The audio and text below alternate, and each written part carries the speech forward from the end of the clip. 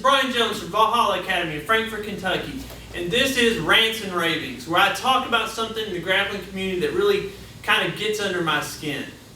Today's topic is excessive guard pulling. So, if you watch a tournament, you're going to see more guard pulling than takedown attempts. I'm not sure why that is. Actually, I know why that is. Because people don't ever train takedowns. Jiu-jitsu is supposed to be a street effective self-defense art. And there's so many completely sport-related schools that they don't train takedowns. They just jump into the guard over and over again. Well, you can't do that in a real fight.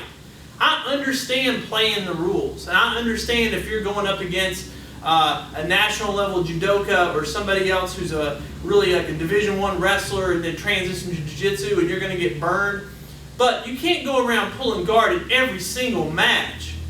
It just makes me sick to see some guy walk out, touch hands, step back, sit down, and then scoot towards his opponent like a dog with an itchy asshole.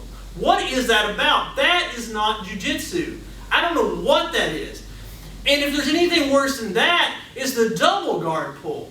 I mean, that is completely ridiculous. Both guys essentially trying to be as submissive as they can, to sit down and scoot at each other like there's some sort of a leg wrestling game.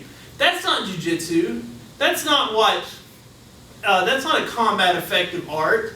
I mean, I don't know, that is so far from the jiu-jitsu that I learned and I was brought up on that I can't even possibly describe that. It makes me mad to see that.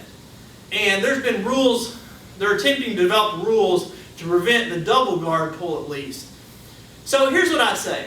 Learn how to do a damn takedown. You don't have to know every 65 throws of the Kodokan. You just need to know a couple of techniques. A double leg, a drop seonagi, osotogari, something. Get some kind of takedown, an ankle pick.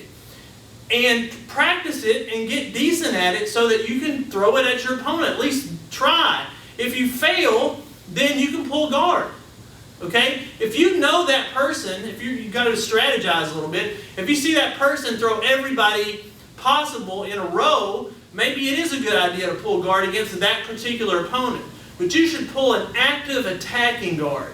The only reason to jump into guard is that so you can immediately tap them out or sweep them.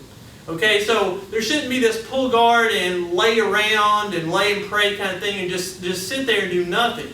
So, learn how to do a takedown, okay, train a takedown, get a couple of them under your belt that you can do reasonably well and that you can play against most opponents. That way, if you're in a real fight, you can throw somebody and run, okay, or if you have multiple opponents, you can try to punch a hole through the group and get out of there. Or if you're in a tournament, you can score some points.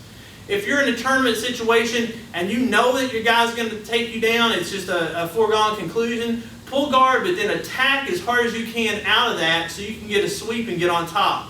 Or get a submission right off the bat. I'm leaving the comments box open. I'd like to hear your thoughts on this. This is Brian Jones from Valhalla Academy, and I'll see you next time.